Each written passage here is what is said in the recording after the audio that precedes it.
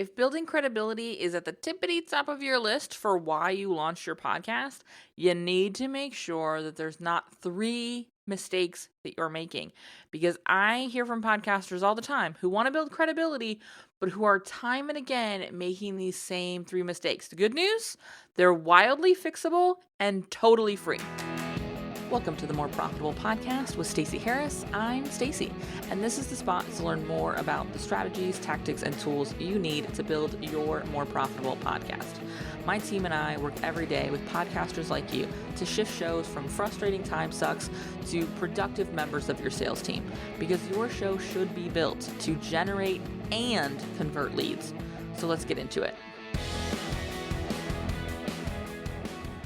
Most often, I think we make these like grand, big shifts, right? We're thinking about like, I need to revolutionize what I'm doing to get this working better.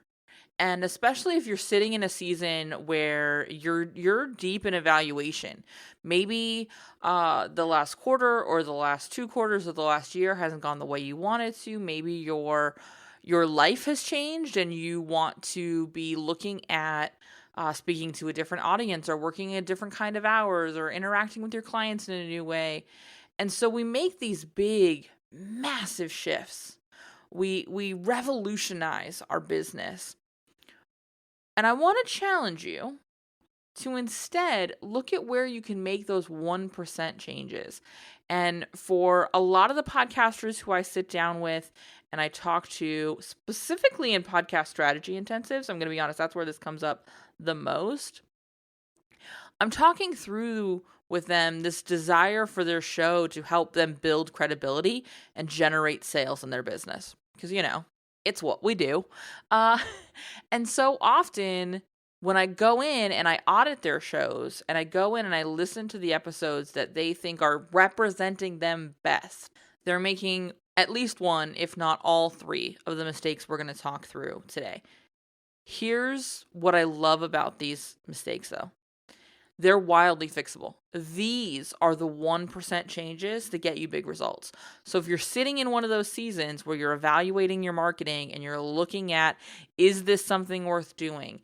Is this a lift worth lifting? Because we all know a weekly, even a bi-weekly show, in and out, week after week, month after month, year, it's a lot. It's a lot. And so where can we make things simpler? And what I love about what we're going to talk through today is if you really listen, if you really take it to heart, and you start listening to your own show with these filters on, you will observe it. And then as you start to record, you'll catch yourself. And that's where the change will happen. This is not about hiring somebody. This is not about changing your content type. This is not about introducing 67 new kinds of episodes or flashing through some shiny filter or magic. This is not about plug and play scripts. This are 3 things completely within you. And making these shifts will positively impact your show. These are the things I want you to be watching for as you're doing any sort of self-reflection, as you're doing your own audit. Be listening for these things.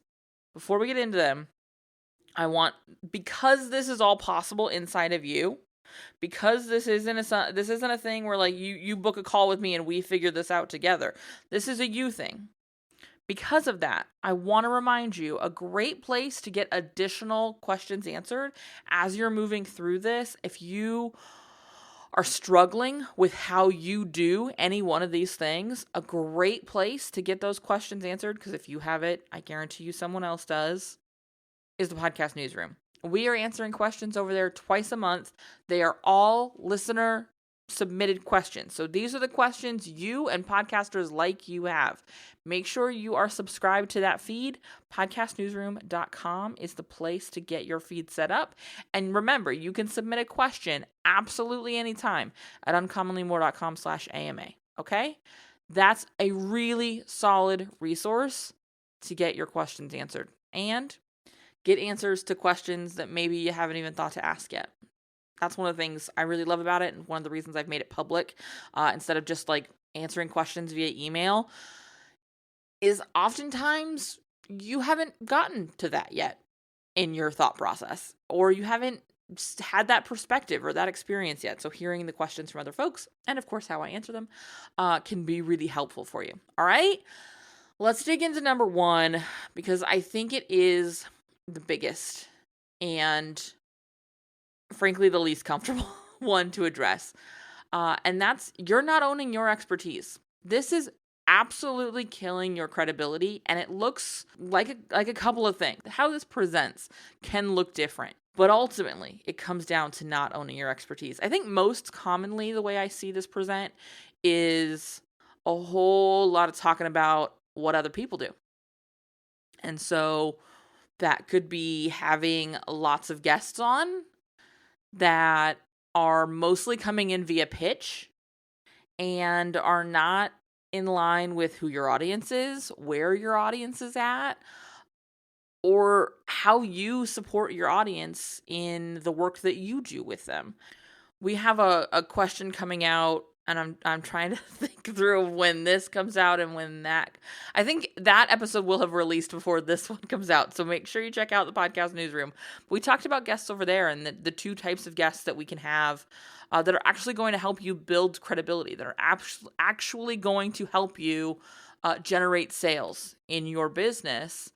And that's not anybody who's pitched your show who wrote a book in the last 6 months or has a book coming out in the next 6 months. I know, I get those pitches too, love.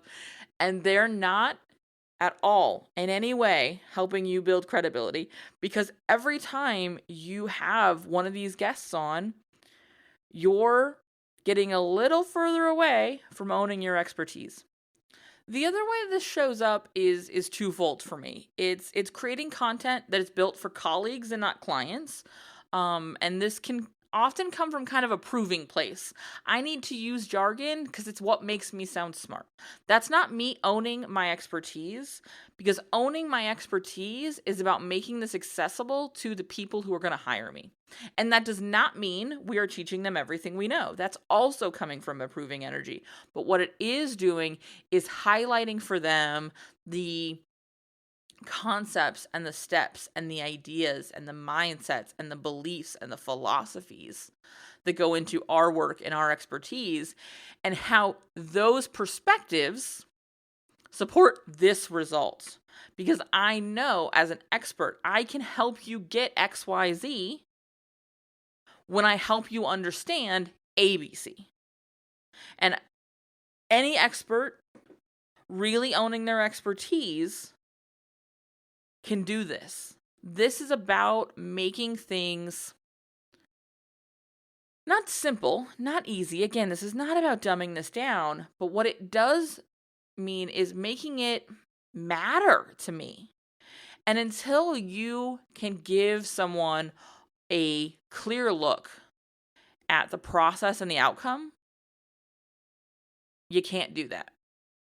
And I honestly, I think marketers are the worst at this. I think marketers are so good at being really appealing to other marketers. We're really, really good at being like, we're just going to sit over here with our marketing people and say our marketing things. But it doesn't really mean anything to anybody else, because it's only going to work for people who can speak our language, who want to swim around in our pool. And so I think marketers are maybe the most frequently guilty of building a show that's actually built for their colleagues and not their clients. And I think, again, this can feel like we're owning our expertise, but it doesn't, because it's wildly playing it safe, because you've not yet figured out how to make what you care about matter to the people who you want to support and getting the end result they need. That means speaking to them and not your colleagues. I think people in the wellness space often do this really well, because they do a good job of not just talking about what's going to happen to solve the problem, but instead talking about the where you are now and where you want to be. And I think as an expert, you have that vantage point because you can see that in the clients you work with, where they started and where they ended up. And again, when we're talking to colleagues, we tend to spend too much time in process, in me teaching you how to do what I do. This episode, frankly, is a great example, toot toot, of owning your expertise. Because it's not actually about me. It's not actually about what I do. But I know enough about this that I can tell you the things that you're going to need to do to really leverage my expertise. I can meet you where you're at and say, hey, watch out for these things because I see these things happening a lot. And I know that if you can solve these problems, we can solve your other problems. But here's what I need you to focus on so that I can focus on my expertise. And I can own my expertise because I do not need to position myself as the only person who can solve your problem. I do not need to position myself as somebody who has to convince you how smart I am by telling you how to do my job. What I can do instead is say, here's what you'll need to do, here's what I'm going to do, and here's how we're going to look at the end. That's owning your expertise. All right? And I'm going to be honest, as we're going through these next two, we're going to lean back to this. This is why I wanted to start with this, because this is fundamentally the problem. And even in the other two pieces we're going to talk about next, you're going to see some of this in that. This bit about owning your expertise, not from a proving place, but from a confidence place, is so flippin' critical. And it's the thing that I think is the hardest. I think it's also the thing that we have to revisit the most often. This is the thing, and this is the uncomfortable thing for me to say, I promise you, because I don't like doing this, but I'm gonna, because I love you, and I know you need to know this. But this is the thing I have to watch for in my own show. This is the thing I have to watch for in my own content. Is, am I trying to prove how smart I am, or am I trying to help them? Am I trying to prove how smart I am? Am I trying to teach you how to do my job? Or am I showing you how to do the job you need to do to get the most out of my job? Because that is different. Am I talking to other people who love podcasts? Or am I talking to people who want to be able to leverage their show and get the results they need in their business? It's about making it about... It's so interesting.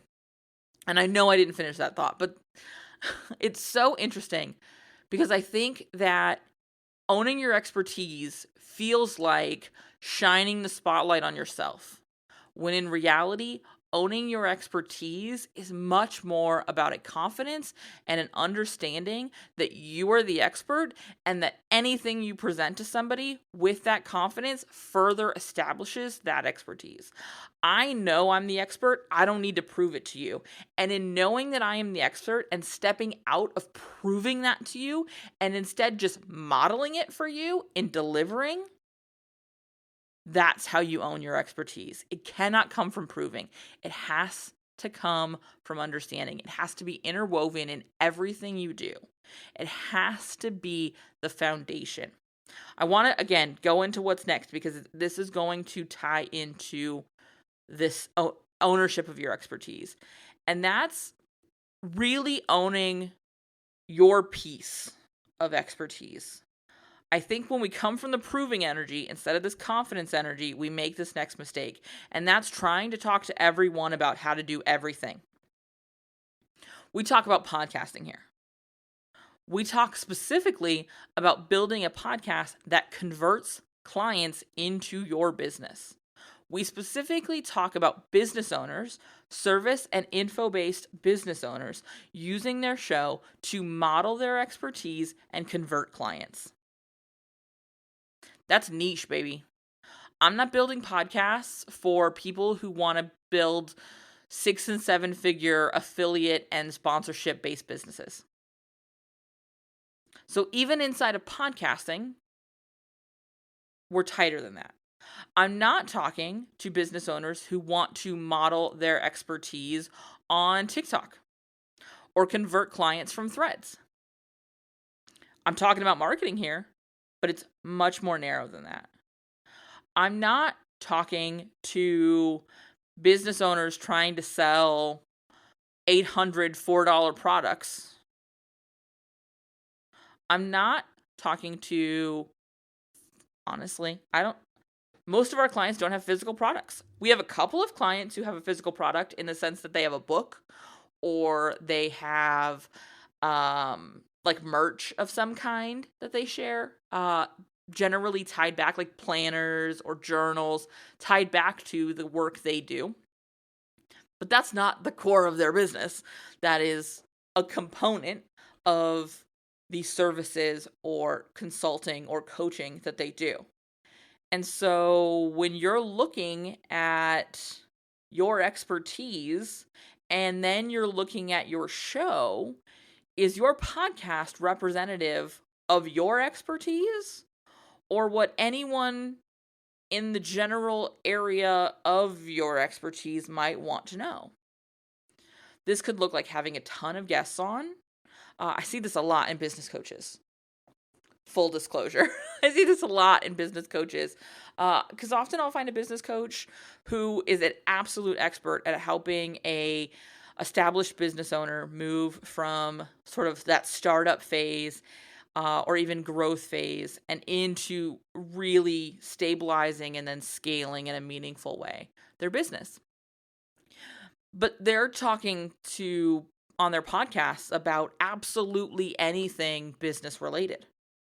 They're talking about tech. They're talking about marketing. They're talking about finance. They're talking about getting started. They're talking about building ideal clients. They're talking about revising ideal clients. They're talking about your first offer, your fifth offer, your first 10,000, your first million. They're covering all sorts of things.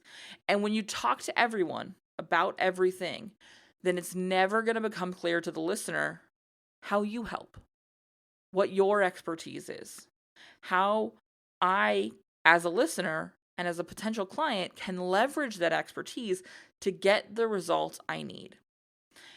And frankly, this becomes especially important if your ideal clients are established in whatever it is you help them with. For most of our clients, they're working with somebody established in their business or in their career, because not all of our clients have business owners as ideal clients. But when they do, they're established already in the thing they're doing.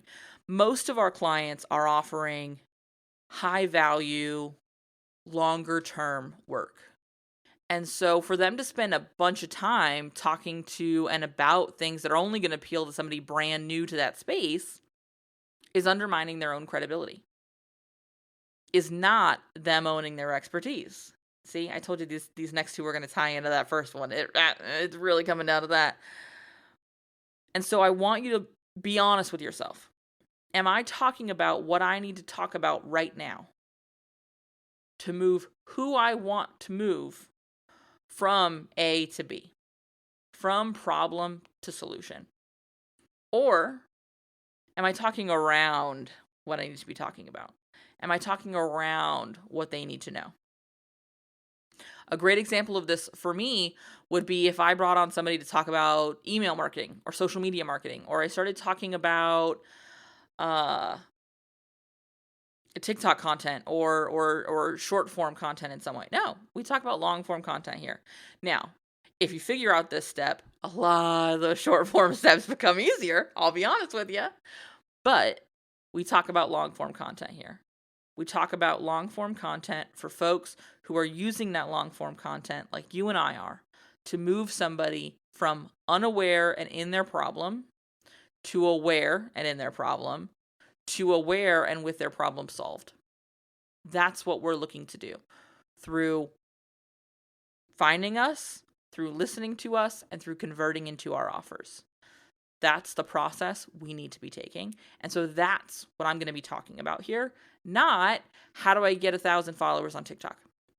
How do I get more click-throughs on my Google Place listing?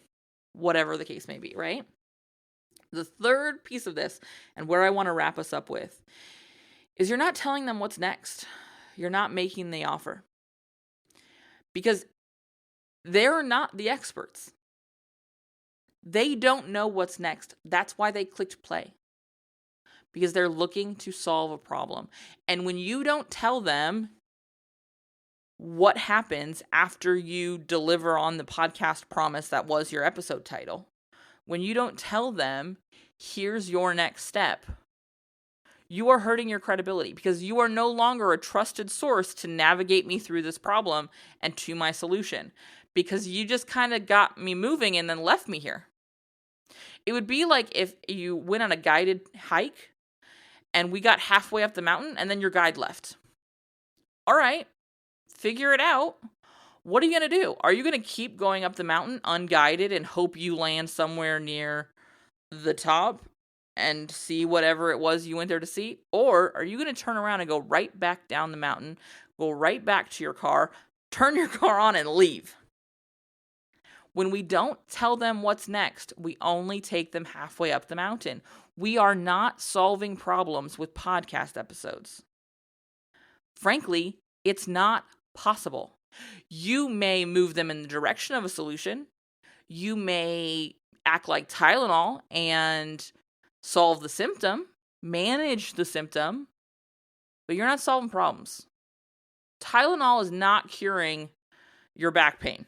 It is treating the symptom of your current discomfort, but it will not solve the underlying issue that is your back pain or your knee pain or whatever. Can you tell I'm almost 40 now?